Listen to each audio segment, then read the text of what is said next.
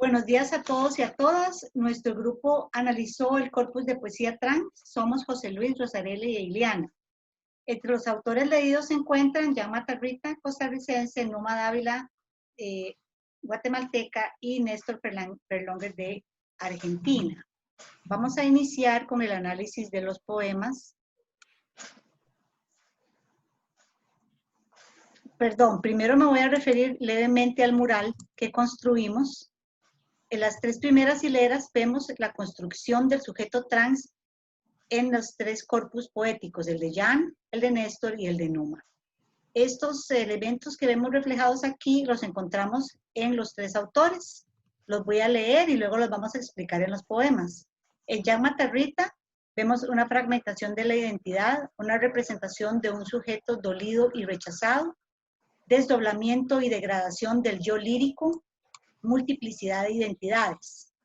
Encontramos los mismos elementos en Néstor Perlonger, además de un sujeto altamente sexualizado que no encontramos tal vez en los poemas de Jan Matarrita. Y en Numa Dávila encontramos el efecto de una corporalidad defectuosa, lo que implica un rechazo al cuerpo también y una identidad asociada a la enfermedad física o mental. Pasamos ahora a la exploración de los poemas.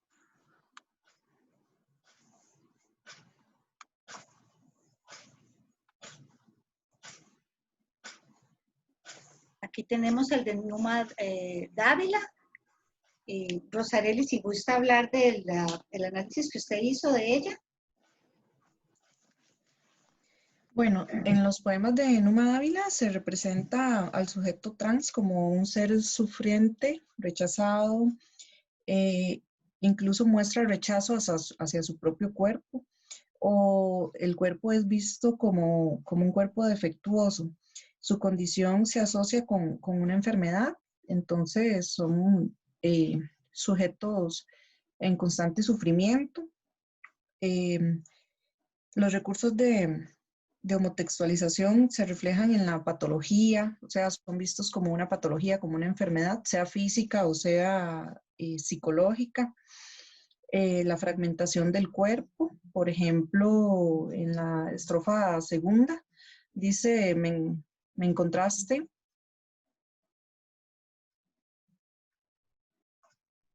Me encontraste a la orilla de la cama en un motel con el clítoris deshecho en mi pene imaginario. Se representa el rechazo del cuerpo, sobre todo en el área sexual. Los principios de estas poesías están fuertemente sexualizados los sujetos y eso es lo que conlleva también el sufrimiento del cuerpo, lo que lleva a su no aceptación. Las confusiones homoeróticas también están muy presentes. Por ejemplo, me he levantado hoy arrastrando por la casa este genital gigante tan desprovisto de sentido, ¿verdad? Representa nuevamente la falta de sentido para esa persona, el no pertenecer a ese cuerpo. Y esos elementos están presentes en los 4 poemas de Numa Dávila que leímos en esta ocasión.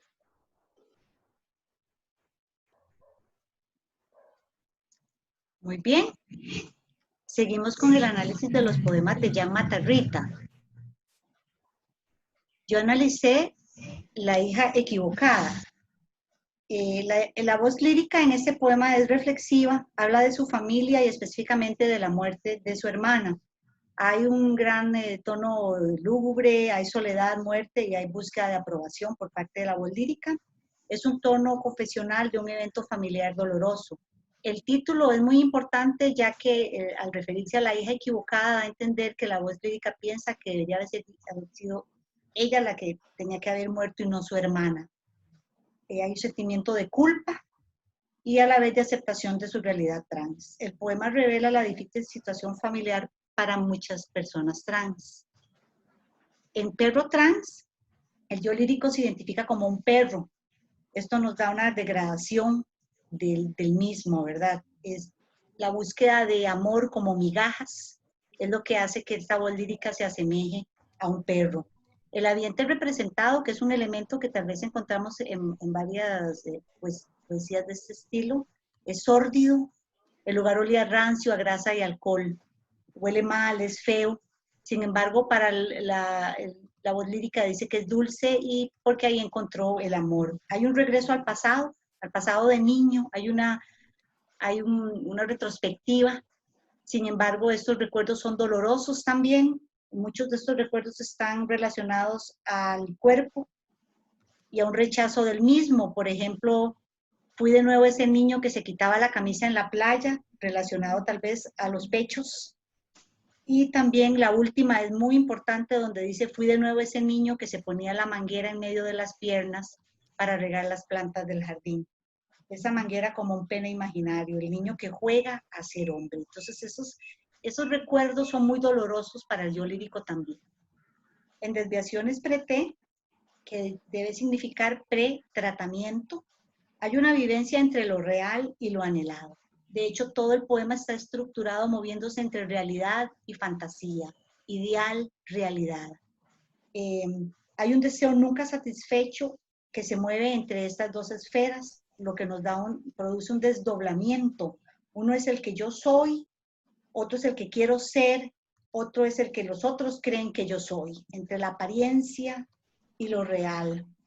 Es muy importante ver en una de las partes donde dice terminar siendo ese mae bien macho a punta de bisturí. Y también habla de que los hombres no comen ensalada, cumple con los estereotipos de masculinidad, ¿verdad? En que tal vez las mujeres cuidan más su apariencia física que el hombre. Y hay una lucha muy grande con su cuerpo, un cuerpo que no es el que él siente que lo representa. El yo lírico es como una postura, una ficción, una imagen irreal. Al final dice, a veces soy solo ficción, lo que reafirma esta idea, este desdoblamiento, este enmascaramiento, el actor que actúa una ficción, pero es dolorosamente consciente de esto. Y vamos a proseguir con dos poemas más del mismo poeta, Memorias de un hombre palabra y El último viaje, que nos va a explicar José Luis. Gracias. A continuación tenemos el primer poema, que es Memorias de un hombre de palabra. Básicamente tenemos en este poema un luto, ya que el yo lírico ha sufrido la muerte de su amante, por lo cual tiene que emprender un desplazamiento. Tenemos en este caso un simbolismo con lo que es el puente, que nos conduce a un determinado lugar. El puente, en primera instancia, nos da un carácter de transición. Es decir, tenemos que la persona está buscando dejar atrás su vida pasada con tal de lograr aprender algo nuevo a través de este tránsito, de esta transformación. Por otra parte, tenemos que acotar que el amante es la única persona que lo ha aceptado tal y como es. Es decir, esta relación y esta empatía que tienen los trans por lograr esa aceptación. Además, tenemos que en este caso el personaje va hacia la ciudad de Santa Cruz, lo cual denota ciertas características, como por ejemplo la soledad, el rechazo, es una ciudad caótica, etc. Se irrumpe o se supera este límite para llegar a otro lugar. De igual manera podemos ver que se manifiesta la soledad, el rechazo, también la aceptación del yo lírico como trans, y tenemos lo que es la patologización, es decir, ya que hay un cambio en su corporalidad, el trans en este caso ya va a empezar a recibir un tratamiento médico para poder acentuar su físico como él desea. Básicamente esto sería con respecto a lo que es el primer poema. Además, el título hace alusión, por ejemplo, a lo que es un tipo de autobiografía y también algo que nos revela ciertas anécdotas, es decir, un tipo de diario. Con respecto a lo que es el último viaje hace alusión o es una metáfora de la vida, es decir, el viaje significa la búsqueda de la verdad, de la paz, de la felicidad. Y algo muy interesante en este caso es que ese viaje también sería lo que es la iniciación, es decir, cuando la persona muere y renace como un ser totalmente nuevo, que es precisamente lo que buscan en este caso, ese sentido de la felicidad, es decir, de sentirme bien conmigo mismo, con mi género, con mi identidad, a través de la apariencia. Por otra parte, también tenemos cierta contraposición porque existe un sentimiento de culpa. Es decir, el yo lírico está estigmatizado y lo podemos ver a través de los calificativos que se empiezan a utilizar. Por ejemplo, acá tenemos, pasé por casi todas las categorías, niña, lesbiana, señora, mae, playo, etcétera. Podemos ver esa discriminación e insisto, ese estigma que conlleva a lo que es la persona trans. De igual manera, insisto, esa alusión también a lo que es la patologización, ya que la persona también va a recibir un tratamiento médico. Veamos acá las alusiones a lo que son el proceso, 2 años y medio de inyecciones de testosterona, una mastectomía perianular, transpiración excesiva, etcétera. Insisto, ese proceso que conlleva lo que es la transformación o al resurgimiento de un ser totalmente nuevo. Esto sería básicamente el análisis de estos 2 poemas. Nos queda por analizar el poema Striptease de Néstor Berlionger. Es un poema barroco, por lo que presenta una gran fragmentación, tanto en la forma del poema como también en la forma de representación de los sujetos. En el poema Striptease se presentan varios recursos de fragmentación del cuerpo, sobre todo. Se mencionan por separado frecuentemente los referentes. Se hace referencia a los ojos, las manos, las piernas, los muslos, pero siempre en momentos separados, como la representación de las partes del cuerpo y no un cuerpo completo. También se recurre a la técnica del enmascaramiento, algo que ocultar, siempre se refuerza en el poema. Por ejemplo, en ciertos versos como dice, yertez ilíaca, yacencia falsa, esconde entre drapeados la eminencia de la emulsión, ¿verdad? Ahí el verbo esconder, para ocultar el rumor acampanado. Entonces, a partir de los verbos que se utilizan, siempre son referentes a esconder, ocultar, disfrazar. Es un recurso bastante del barroco. El poema también utiliza los elementos del disfraz barroco, lo que decía anteriormente. Se repite la idea de las mezclas, las máscaras, los motivos escondidos. De ahí la relación con el título también Striptease, que como conocemos, ¿verdad? Se hace referencia a partes también del vestuario que se van convirtiendo en un todo, pero siempre están divididas.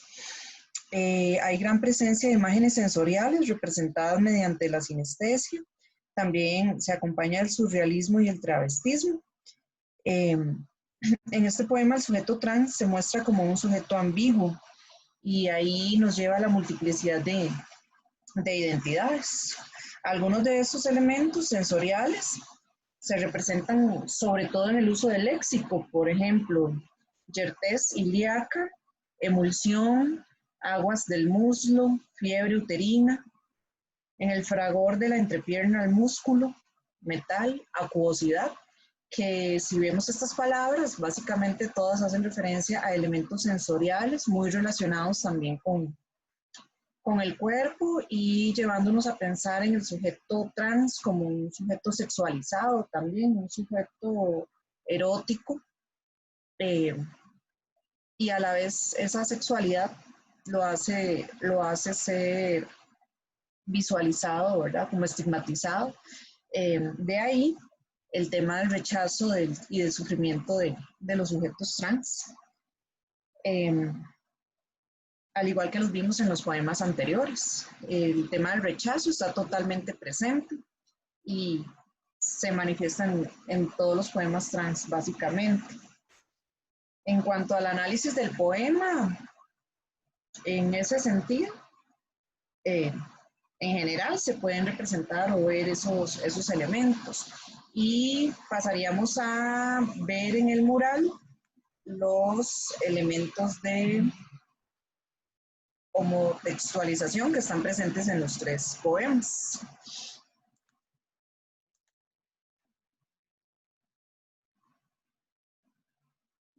Sí, muy bien. Como ya explicamos anteriormente, estas 3 hileras representan, lo que nos muestran es la representación del sujeto trans. Aquí tenemos el otro gran punto que analizamos en nuestro mural fueron los recursos de homotextualización que aparecen aquí.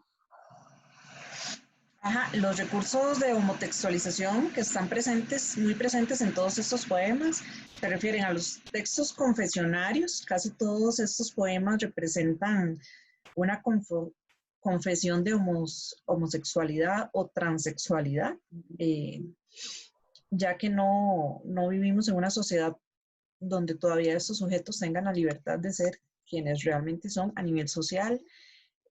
Algunos de estos poemas son autobiográficos, también muestran la experiencia del poeta. Y como habíamos dicho, en el caso de la poesía que utiliza elementos barrocos, se da mucho el elemento surrealista y el uso de sinestesias en el sentido de darle importancia a lo que es la corporalidad, la sensibilización y la representación del sujeto trans como un fragmento, como partes, muchas partes distintas de un todo. Su identidad en sí misma podría considerarse surrealista. La utilización de las sinestesias, más que todo, se da en los poemas barrocos, con el ejemplo de striptease que explicamos anteriormente. Y hay otros recursos de homotextualización que también encontramos en los poemas y que ahora va a pasar a explicar el compañero José Luis.